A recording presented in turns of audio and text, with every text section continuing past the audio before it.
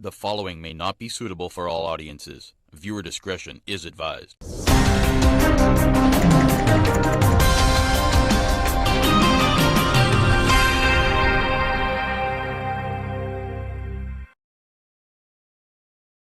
Arima Magistrates Court allegedly linked to Andrea Bharatt's murder. The focus of the police investigation into the kidnapping and murder of Judiciary Clerk Andrea Bharatt has shifted from a crime of opportunity to whether she was deliberately targeted by an organized crime syndicate.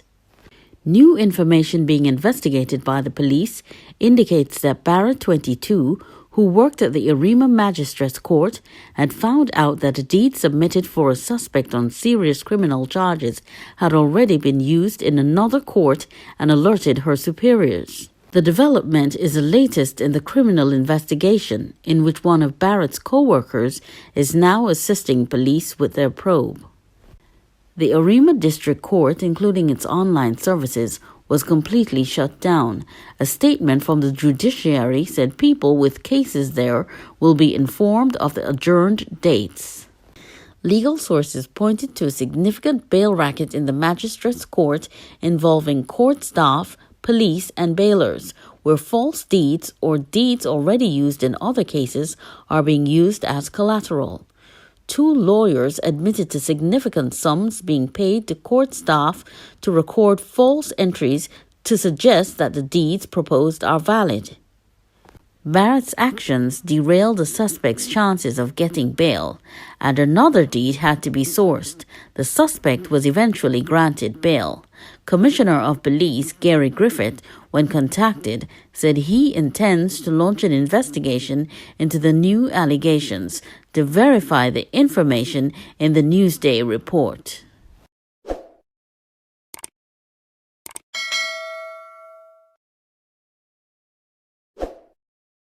A cross at Aripo. After losing her daughter to illness 8 years ago, Edna Williams' only solace was her young granddaughter. The bright-eyed girl, Andrea Bharatt, was intelligent and wanted to change the world, she said.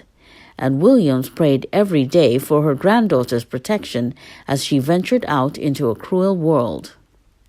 But Bharatt was devoured by that cruel world, and her loved ones said goodbye at an emotional funeral service last Friday. Mama Williams, as she is called, was mentioned once at the service. Relatives said the elderly woman was unable to come to terms with her granddaughter's brutal death. And yesterday afternoon, the Williams family went to the heights of Aripo, where Bharatt's body was found 7 days after she went missing on January 29th. Aunt Wendy Williams said, "We did not get a chance to say goodbye, really, so we decided to go to the scene today. Andrea was a quiet child. She didn't like all this public thing. This afternoon, her maternal grandmother, myself, and a few family members are going to Aripo to say our goodbyes in a quiet ceremony." In tears, Williams said her mother was not coping well with her granddaughter's death. "She was all we had after my sister died. I am not doing well. Even when my sister was alive, I would take care of Andrea. It was always Auntie Wendy and Mama. I would talk to her every single day. She was my child. We raised her and took good care of her. We love her so much," she said. A brief service was held and a cross was planted at the site. "We asked her pastor to come and bless the cross and say a prayer, and we will put a wreath to remember Andrea. She deserves this," she cried. Williams said the kidnapping murder of Andrea 8 years after her mother's passing was too much to bear. Williams said she was thankful to the nation for the outpouring of love and support. "We remained silent because we were grieving, but we saw what was happening in the country, and we are also thankful," she said.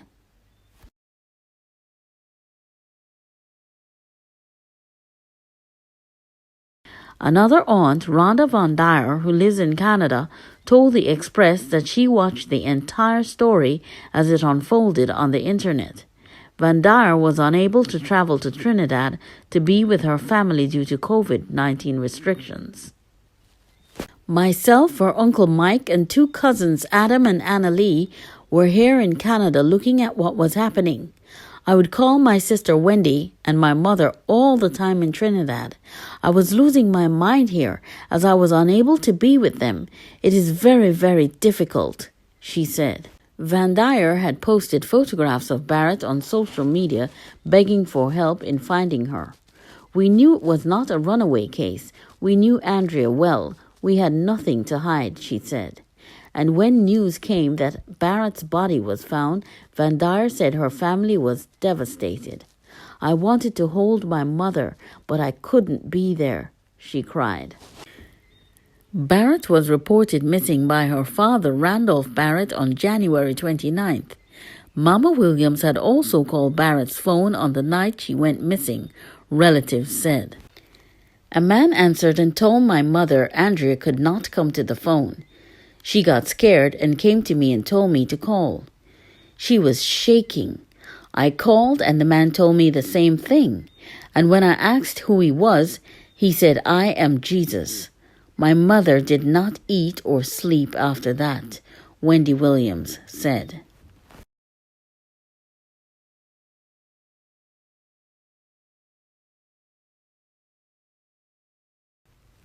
Bharatt's murder triggered outrage across the country as citizens held candlelight vigils demanding justice for her and other women like her. 2 suspects who were detained died at hospital and 2 were charged, a 24-year-old man with murder and his common-law wife with receiving stolen articles.